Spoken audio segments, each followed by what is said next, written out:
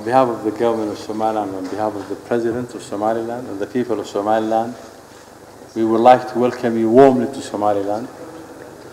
And Somaliland, as we have discussed, is very grateful for your visit.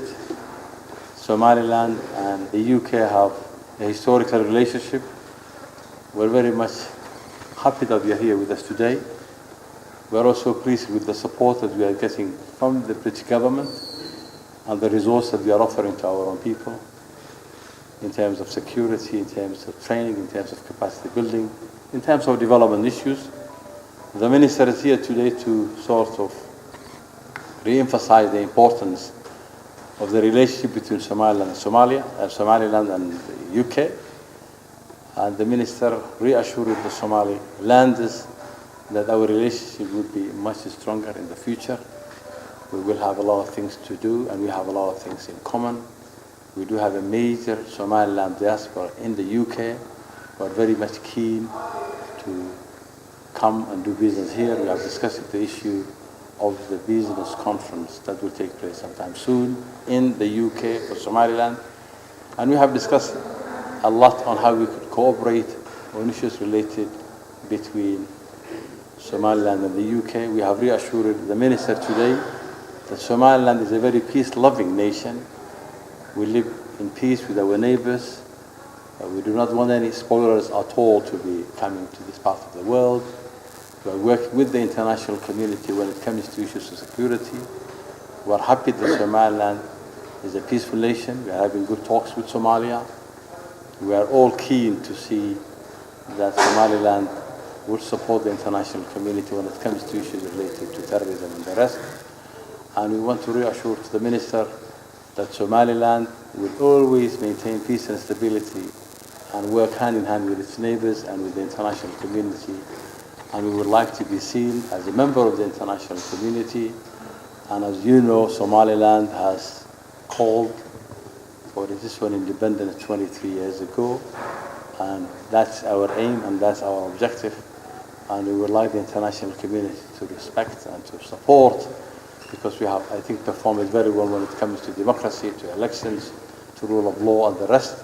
So once again, Mr. Minister, welcome to Somaliland, and we would like to thank you for the visit and for the support that you are giving to us. Much indeed. And could I begin by saying how pleased I am to be in Somaliland.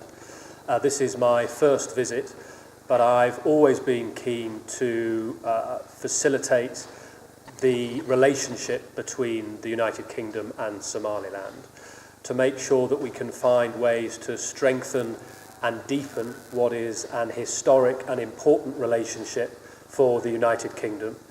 And the meeting between the President, his ministers and myself has been extremely positive and constructive. We discussed a whole range of important issues between Somaliland and the United Kingdom, including reducing and lowering the travel advice, which I'm pleased to announce that we will be able to do so, specifically related to Hargeysa and Berbera.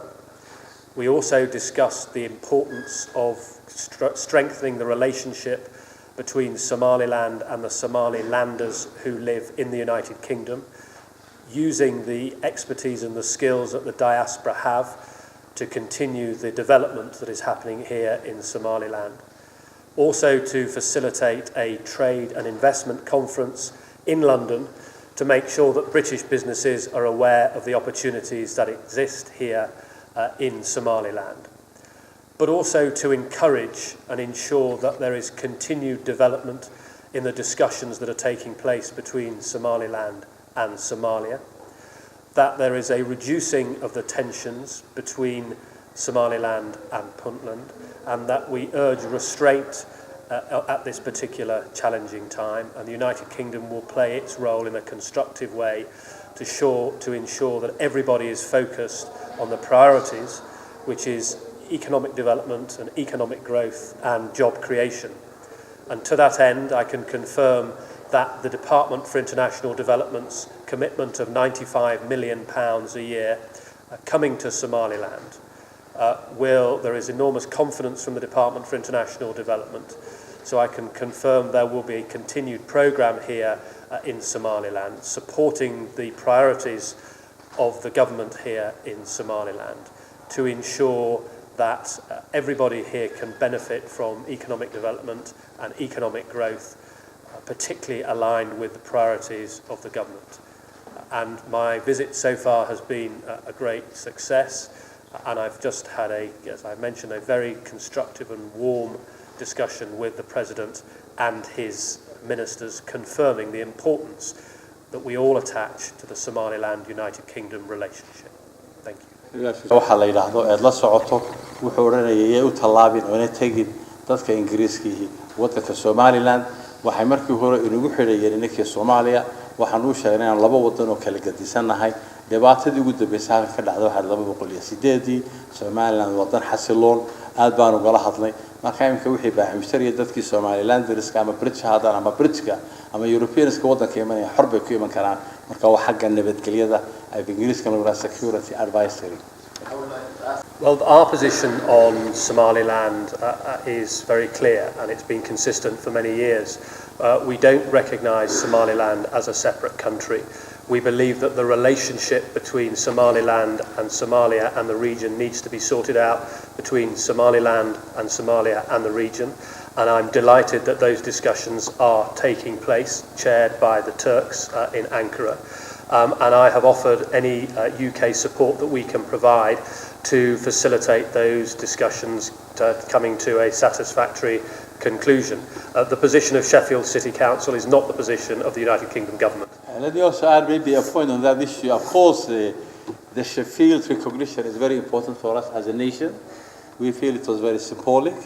We hope that a lot of the other cities like Cardiff and Bristol and others will follow.